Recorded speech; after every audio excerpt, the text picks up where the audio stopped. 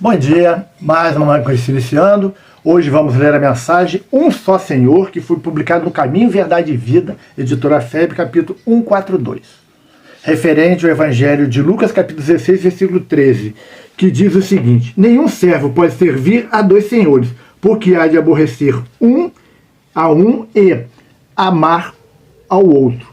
Ou se há de chegar a um e desprezar o outro. Não podeis servir a Deus e a Mamon. Então, essa é a mensagem de hoje. Um só Senhor. Se os cristãos de todos os tempos encontraram dolorosas situações de perplexidade nas estradas do mundo, é que depois dos apóstolos e dos mártires, a maioria tem cooperado na divulgação de falsos sentimentos com respeito ao Senhor a que devemos servir. Como o reino do Cristo ainda não é da terra, não se pode satisfazer a Jesus e ao mundo a um só tempo. O vício e o dever não se alinham na marcha diária. Que dizer de um homem que pretende dirigir 2 centros de atividades antagônicas em simultâneo esforço? Cristo é a linha central de nossas cogitações. Ele é o Senhor único, depois de Deus, para os filhos da terra, com direitos inalienáveis, porquanto é a nossa luz do primeiro dia evolutivo e adquiriu para a redenção com sacrifícios de seu amor. Somos servos dele. Precisamos atender-lhe aos interesses sublimes, com humildade. E para isso é necessário não fugir do mundo, nem das responsabilidades que nos cercam, mas sim transformar a parte de serviço confiada ao nosso esforço nos ciclos de luta em célula de trabalho do Cristo. A tarefa primordial do discípulo é, portanto, compreender o caráter transitório da existência carnal, consagrar-se ao Mestre como centro da vida e oferecer aos semelhantes o seu divino benefício. Servir a 2 senhores não tem como. Quando nós estamos falando aqui em servir, nós temos que levar para a época o entendimento daquilo. Quando falamos em servidão, estamos falando em escravos. E um escravo, na época do Cristo, ele não tinha como servir a 2 senhores. Ele era escravo de um senhor, então aquele senhor era aquele que servia. Ele não podia servir 2 senhores. Porque ele ou amava um, ou servia um, ou servia o outro. E quando nós nos referimos às esferas superiores, quando nós nos referimos ao Cristo, por exemplo, ou servimos a Jesus, ou servimos ao mundo. Porque são coisas, muitas vezes, antagônicas. Não tem como eu viver no mundo em busca plena de coisas materiais e servir ao Cristo buscando de forma plena as coisas espirituais. Não tem como. Ou eu sirvo à matéria, ao mundo, ou eu sirvo ao Cristo, aos bens espirituais. Não que um exclua o outro. Eu posso servir ao Cristo em busca plena dos meus avanços espirituais e viver as condições do mundo, buscando ter conforto, só não dando uma importância superior às coisas do mundo às coisas espirituais. O mundo ele não pode prevalecer porque nada que está neste mundo nos pertence. Tudo isso está nas nossas mãos por empréstimo. Porque se temos carro, se temos casa, se temos iate, se temos avião, se temos celular, tudo vai ficar.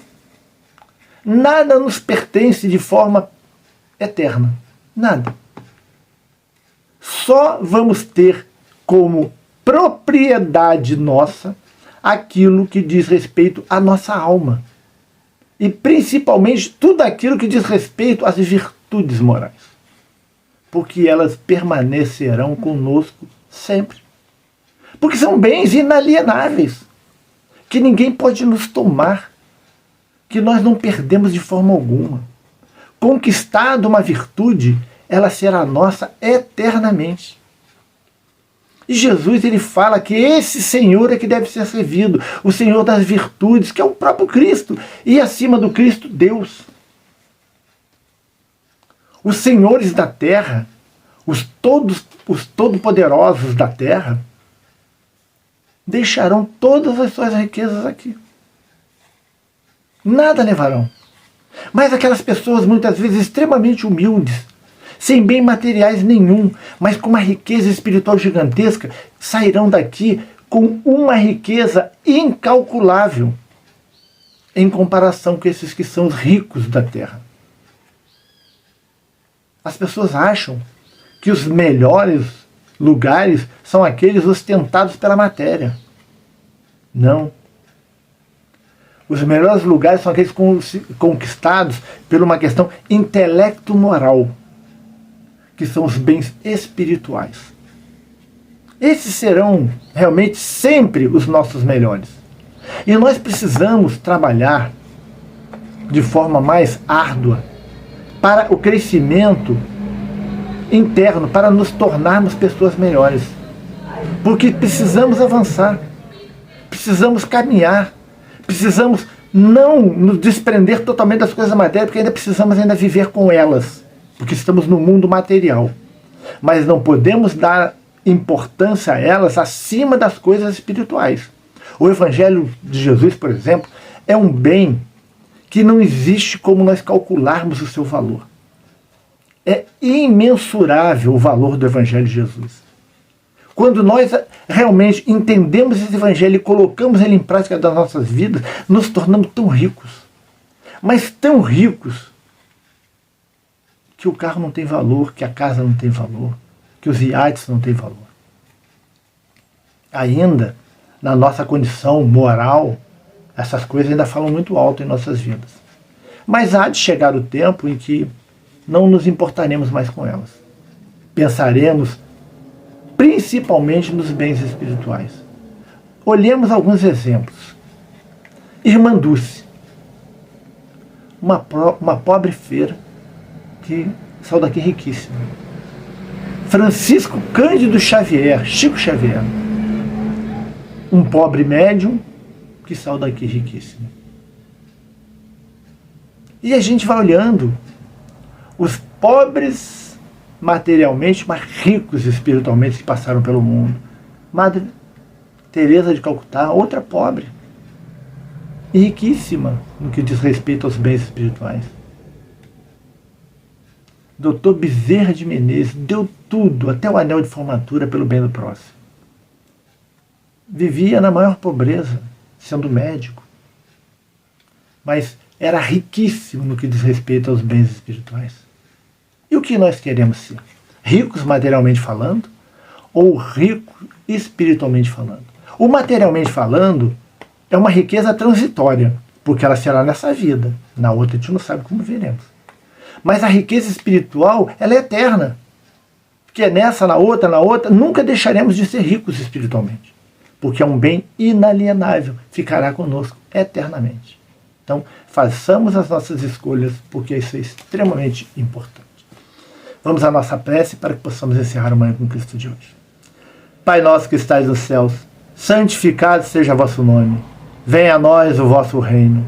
Seja feita a vossa vontade, assim na terra como nos céus. O pão nosso de cada dia nos dai hoje. Perdoai as nossas ofensas, assim como nós perdoamos a quem nos tem ofendido. Não nos deixeis cair em tentação, mas livrai-nos do mal. Amém. Queridos amigos, vamos ficando por aqui, mais uma reflexão, que possamos todos os dias, às 7 horas da manhã, fazer essa reflexão que é Manhã com Cristo. É um culto do Evangelho no lar. Então, que Jesus esteja conosco, hoje e sempre. Até amanhã, se Deus quiser.